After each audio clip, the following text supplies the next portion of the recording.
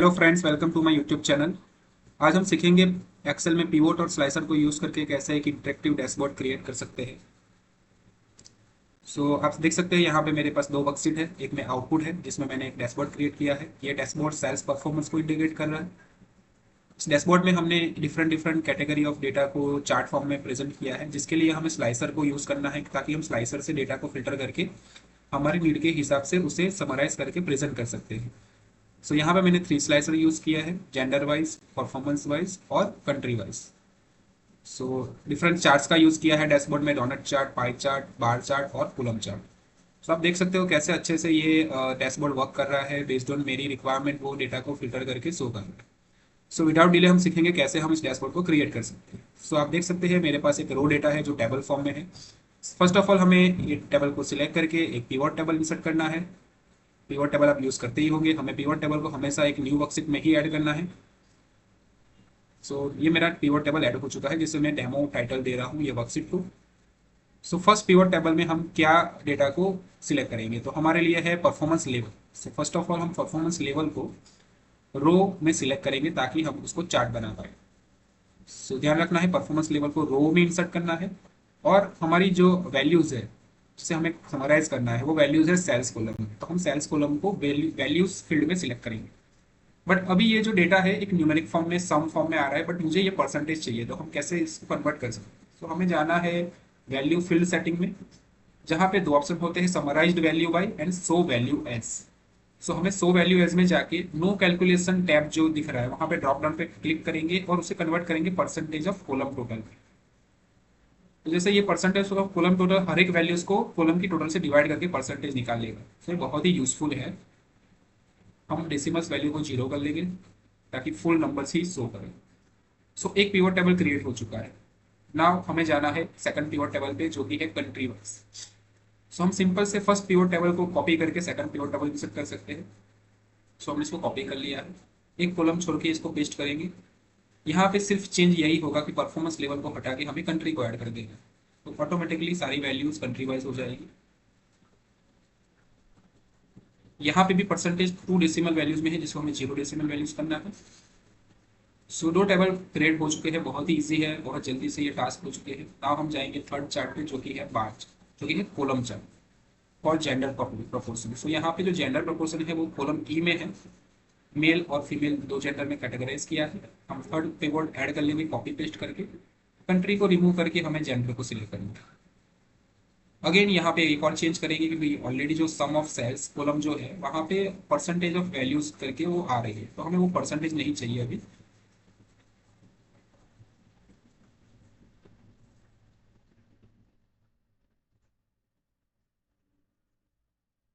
मैंने fourth pivot add कर लिया है। कंट्री को हटा के मैंने इसको फर्स्ट को ऐड किया। फर्स्ट जो है वो सेल्स पर्सन का नाम है, और यहाँ पे मुझे जो वैल्यूज है उसको करना है परसेंटेज से कन्वर्ट करके नॉर्मल वैल्यूज करना है। तो फील्ड सेटिंग में जाके सो वैल्यू इसमें से परसेंटेज कॉलम टोटल को हटा देंगे और नो कैलकुलेशन कर देंगे। ये सिंपल से वैल्यूज आ जाएगी sum of sales for each sales manager. Lastly जो बाकी रह गया वो है टोटल सेल्स का फील्ड। टोटल सेल्स का फील्ड के लिए हमें कोई चार्ट ऐड नहीं करना है, हमें कोई एक सेल सिलेक्ट करना है। जैसे मैं यहाँ पे एम को सिलेक्ट कर रहा हूँ, उसको इक्वल टू साइन करके उसे पीवोट टेबल से कनेक्ट करना है। मेरा जो पीवोट टेबल है सेल्स मैनेजर का, उसका जो टोटल है मैंने उसको कनेक्ट कर दिया है, जो ऑटोमेटिकली सेल्स वैल्यू दिखाता रहेगा बेस्ड ऑन फिल्टर्स। हमने सारे पीवोट टेबल ऐड कर दिए हैं जो हमें डैशबोर्ड बनाने के लिए चाहिए।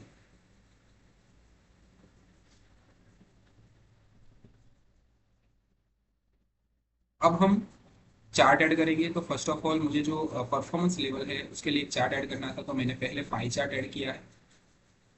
और जो कंट्री लेवल परफॉर्मेंस है उसके लिए भी मुझे एक चार्ट ऐड करना है। आई थिंक फर्स्ट में हमें पाई चार्ट ना लेके डोनट चार्ट लेना है ताकि हम जो डैशबोर्ड बनाए हैं उसको मैच करता है, तो मैं इसको डोनट चार्ट में कन्वर्ट करता हूँ। सेकंड परफॉर्मेंस बाय कंट्री, इसमें पाई चार्ट आएगा। यहाँ पे हम इंसर्ट में जाके पाई चार्ट ऐड करेंगे। टू डी पाई चार्ट है। दो चार्ट्स ऐड हो चुके हैं। अभी हमें जेंडर कैटेगराइजेशन के लिए हमें जो चार्ट ऐड करना है वो हमारा होगा सिंपल कॉलम चार्ट। राइट, हम टेबल को सिलेक्ट करेंगे और कॉलम चार्ट को ऐड करेंगे। थर्ड चार्ट भी ऐड हो चुका है। अभी हम जाएंगे सेल्स मैनेजर वाइज परफॉर्मेंस। और यहाँ पे अभी हमें जो चाहिए वो है 2D बार चार्ट, क्योंकि ये हॉरिजॉन्टल कॉलम्स है। सो मैंने यहाँ पे 2D बार चार्ट ऐड कर लिया है। अभी ये चार्ट इतने विजुअली प्रेजेंटेबल नहीं है, सो हम इसको चेंजेस करेंगे, कुछ चेंजेस, जैसे कि जैसे आप देख सकते हो कीबोर्ड चार्ट में हमेशा बटन आते हैं। सो ये बटन हमें अभी नहीं चाहिए, तो हम हाइड ऑल करके सारे बटन रिमूव कर देंगे, जिससे हमारा जो चार्ट का स्पेस है वो बढ़ जाएगा। तो मैंने सारे बटन रिमूव कर दिए हैं chart by chart. Now second जो हमें रिमूव करना है, कि जैसे आप देख सकते हो यहाँ पे किसी चार्ट का टाइटल भी नहीं है, सो ये टाइटल्स भी हमें हटा देने हैं। हम चार्ट को सिलेक्ट करेंगे, प्लस साइन में जाके चार्ट चार्ट टाइटल को अनसिलेक्ट कर देंगे। आप डिलीट करके भी कर सकते हो, बट मुझे ये मेथड सही लगता है तो मैं ऐसे कर रहा हूँ। सो चार्ट टाइटल रिमूव हो चुके हैं। अभी हमें डेटा लेवल ऐड कर लेने हैं। डेटा लेवल में एक और फंक्शन होता है, जैसे आप देख सकते हो डेटा लेवल के आगे जो कैटेगरी है उसका भी नाम आ रहा है। उसका एडवांटेज ये है कि अगर हम कैटेगरी का नाम ऐड कर देंगे तो हमें लेजेंड्स रखने की जरूरत नहीं है। मैं यहाँ पे कैटेगरी नेम को सिलेक्ट कर लूँगा, तो जैसे जो परसेंटेज कौन सी कैटेगरी के है वो ऑटोमेटिकली वहीं पे आ जाते हैं, तो मुझे लेजेंड नहीं चाहिए तो मैं लेजेंड को भी रिमूव कर सकता हूँ। सिमिलरली कंट्री वाइज जो कैटेगरी है वहाँ पे भी हम वही चीज़ को इम्प्लीमेंट करेंगे। यहाँ पे हम कैटेगरी नेम को सिलेक्ट करके रिलीजन्स को रिमूव कर देंगे। जेंडर वाइज जो डेटा है उसमें सिर्फ हमें डेटा लेवल ऐड करना है। परसेंटेज को हम जो एक्सिस है उसको भी रिमूव कर देंगे। यहाँ पे आप देख सकते हो बार बहुत ही थिन है, इसको और प्रेजेंटेबल करने के लिए हमें इस बार को सिलेक्ट करना है। फॉर्मेट डेटा सीरीज में जाके हम इसकी विड्थ को इंक्रीज करेंगे। बहुत ही यूजफुल है, जब हम कोई भी नंबर ऑफ डेटा ज़्यादा रहते हैं तब हम इसको यूज़ कर सकते हैं। तो मैं यहाँ पे जैसे बार को सिलेक्ट किया है मैंने, और मैं गैप विड्थ में जाके, ये फॉर्मेट डेटा सीरीज में आता है ऑप्शन, गैप विड्थ में जाके गैप विड्थ को जैसे मैं जितना रिड्यूस करूंगा उतना मेरा बार जो है वो थिकर होता जाएगा। ठीक है, ये बहुत अच्छा लग रहा है पहले से। सो मेरे सारे चार्ट ऐड हो चुके हैं, और मेरे पास जो टोटल सैलरी रेडी है। अभी हमें कुछ विजुअल चेंजेस करने हैं। मैं ग्रीन लाइंस को रिमूव करता हूँ, एक्सिस जो रिक्वायर्ड नहीं है, लेजर्स जो रिक्वायर्ड नहीं है उसको हमें रिमूव कर देना है।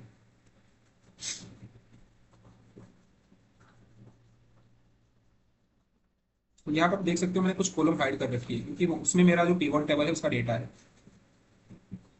पिवट टेबल तो हमें रखनी ही है, इसलिए हम पिवट टेबल वाले जो कॉलम्स है उसको हाइड करेंगे। उसे हाइड करने के लिए पहले चार्ट को थोड़ा शिफ्ट कर लेते हैं।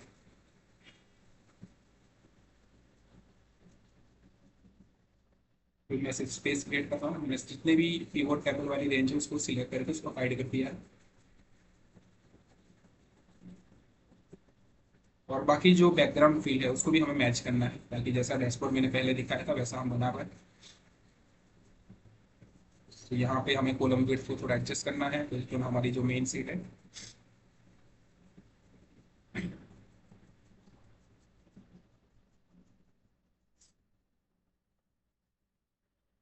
फील्ड को मैच करने के लिए हम फॉर्मेट पेंटर को यूज़ कर सकते हैं, ताकि कौन सा कलर हमने यूज़ किया है वो याद रखने की जरूरत नहीं है।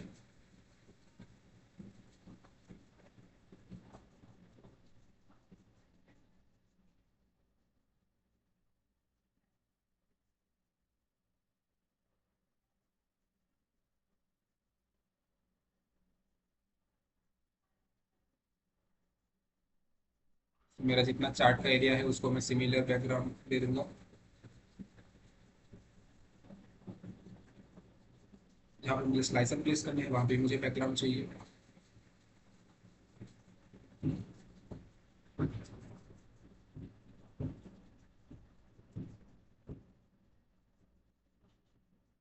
बाकी जो ब्लैंक स्पेस है वहाँ पे हम बैकग्राउंड ऐड कर सकते हैं या फिर उसे हाइड भी कर सकते हैं, वो कोई अफेक्ट नहीं करता हमारे डैशबोर्ड पर। बट जहाँ तक हमारा यूज़ होगा वहाँ तक हम इसको बैकग्राउंड को सेव कर लेंगे, ताकि वो एक अच्छा सा टैब दिखे।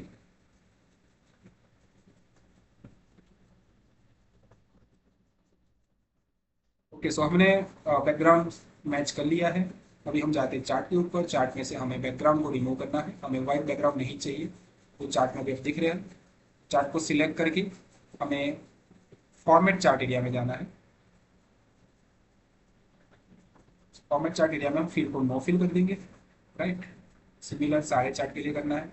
सारे चार्ट में हमने नो फिल कर दिया है।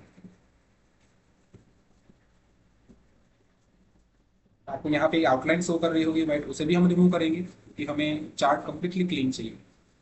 यहाँ पे जो एक बैकग्राउंड आपको दिख रहा है जो ग्रे कलर का है, उसके लिए हम क्या करेंगे, उसके लिए हमें एक एडिशनल शेप लेना है। जो शेप राउंडेड कॉर्नर रेक्टेंगल है, उसे इंसर्ट करके उसके बैकग्राउंड को हम चेंज करेंगे पहले भी। उसके रेडियस को भी कम रेडियस करना है और उसे एक लाइट ग्रे फिनिश लेना है। सो ये मेरा बैकग्राउंड आ चुका है। यहाँ पे मुझे आउटलाइन को भी रिमूव करना है। सो मैं सारी बॉर्डर्स जो है उसको नो बॉर्डर्स कर दूंगा, नो लाइन कर दूंगा। राइट, सिमिलर सारे चार्ट्स में करना है।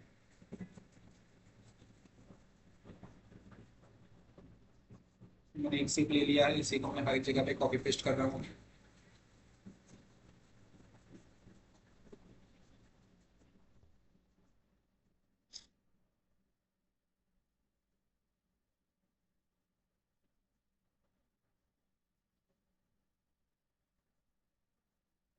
जहाँ भी मुझे लाइंस दिखेगी उसे मुझे नो लाइन करके उसको रिमूव कर देना है। चार्ट को सिलेक्ट करेंगे तो चार्ट्स की जो आउटलाइन है उसको भी नो लाइन कर देंगे।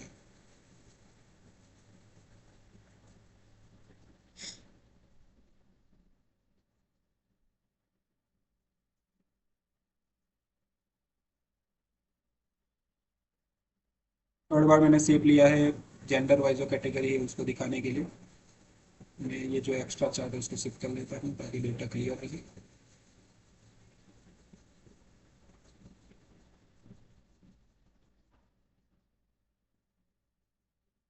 लेकिन यहाँ पे सारी लाइन्स हमें रिमूव करनी है। और जो मेरा ये कॉलम से काफ़ी थिन है तो मैं अगेन यहाँ पे गैप को रिड्यूस कर दूंगा ताकि जो कॉलम से वो और विड्थ बढ़ जाए उसकी। यस, ये अभी सही दिख रहा है। लास्ट चार्ट जो है वो है सेल्स वाइज। इसे भी हम सारी लाइंस को पहले रिमूव कर लेंगे। इसकी जो हाइट है वो हमें बढ़ानी पड़ेगी।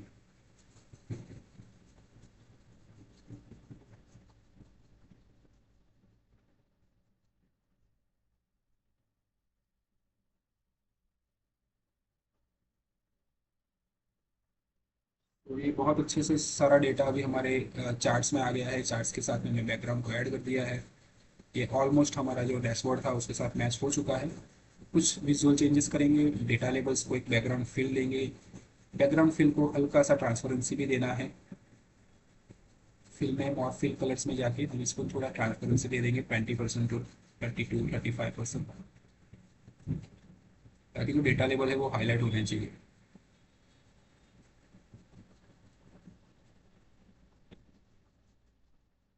विजुअल चेंजेस सब्जेक्टिव है, आपकी चॉइस है, आप अपने अकॉर्डिंग कर सकते हो।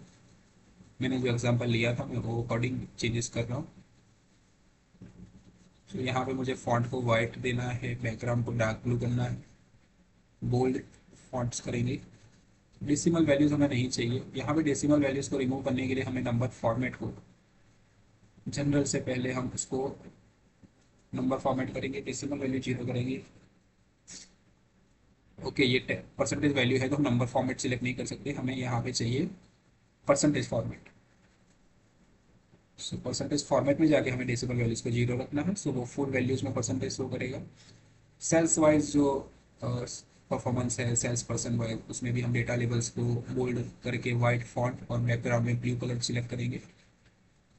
हो सके उतने फॉन्ट्स को बढ़ा रखेंगे ताकि जब हम उसको शो कर रहे हैं तो वो विजुअल रहे, प्रेजेंटेबल है। डेटा लेबल्स को एडजस्ट करना है टू द एक्सटेंट की जो बैकग्राउंड चार्ट से वो भी विजिबल होने चाहिए, डेटा लेबल भी विजिबल होने चाहिए। क्योंकि अभी हमारे जो चार्ट है उसमें लेजेंड्स नहीं है, तो डेटा लेबल ही है जहाँ से डेटा क्या बता रहा है वो क्लियर होगा। सो मैं अभी कलर्स कुछ चेंजेस कर रहा हूँ क्योंकि मुझे ये कलर सही नहीं लग रहे। मैं नॉर्मली डार्क कलर ही यूज़ करता हूँ जब भी कोई चार्ट हो। डार्क कलर कैची होते हैं और विजुअली सही लगते हैं। आप अपने अकॉर्डिंग अपने चार्ट में कलर्स बैकग्राउंड सेलेक्ट कर सकते हैं।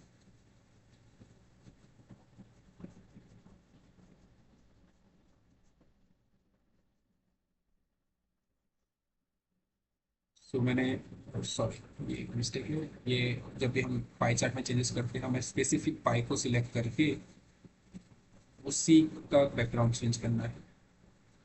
सो सारे charts perfectly now ready with the background, colours, data labels, formatting, only pending is sales, total sales. तो ये कैसा आएगा, इसके लिए हम एक टेक्स्ट बॉक्स यूज करेंगे, ये बहुत यूजफुल है। नॉर्मल एक्सेल सीट में भी हम इसे यूज कर सकते हैं। टेक्स्ट बॉक्स को हमें कनेक्ट करना है, हमारा जो पिवट का जो टोटल था उसके साथ ऑटोमेटिकली वैल्यू चेंज होनी चाहिए। तो हम क्या करेंगे, टेक्स्ट बॉक्स को सिलेक्ट करेंगे, फॉर्मूला बार में जाके इक्वल टू प्रेस करके जो सेल में हमने वो वैल्यूज को रखा था वो सेल थी M3, तो मैंने वो सेल को लिंक कर दिया है इसके साथ, राइट। तो यहाँ वैल्यू क्यों नहीं आ रही, क्योंकि टेक्स्ट का कलर सही नहीं है। मैंने ब्लैक कलर किया, अब वैल्यू दिख रही है। हम इसको बड़ा कर लेंगे, इसका फॉर्मेटिंग सेम करेंगे जैसा मेरे एग्जाम्पल में है, ब्लू।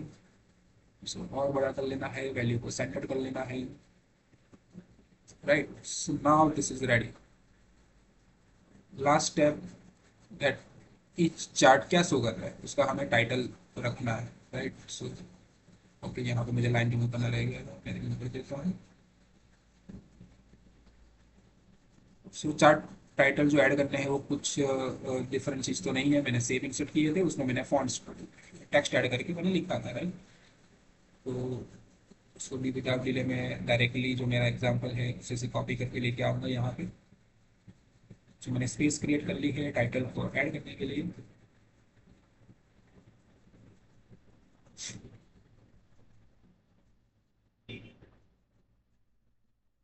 चार्ट एरिया और बैकग्राउंड एरिया मैच होना चाहिए, अदरवाइज क्या होगा, जब आप फिल्टर अप्लाई करोगे तो हो सकता है चार्ट आपके बैकग्राउंड एरिया से बाहर चला जाए।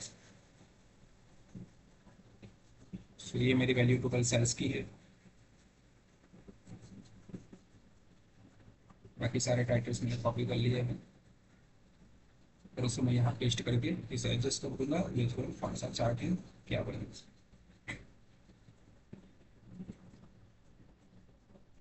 तो सारे टाइटल्स परफेक्टली ऐड हो चुके हैं। यहाँ पे भी हमें बैकग्राउंड रिमूव करके वही शेप लेके आना है ताकि सारी चीज़ें सेम दिखनी चाहिए।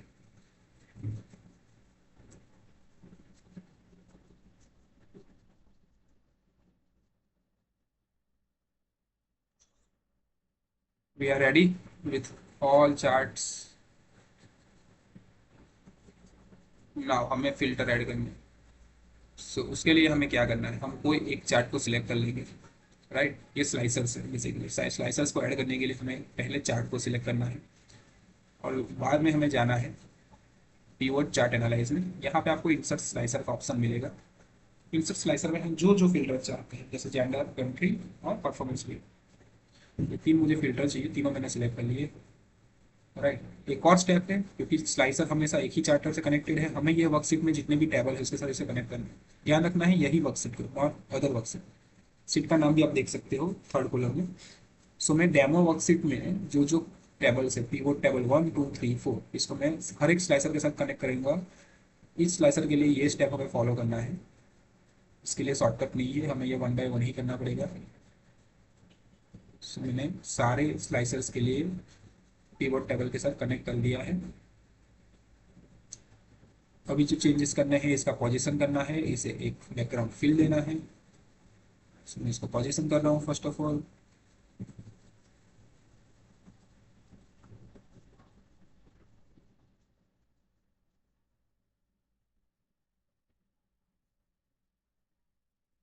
सो मेरे तीनों slicers left hand side first column में एडजस्ट हो चुके हैं।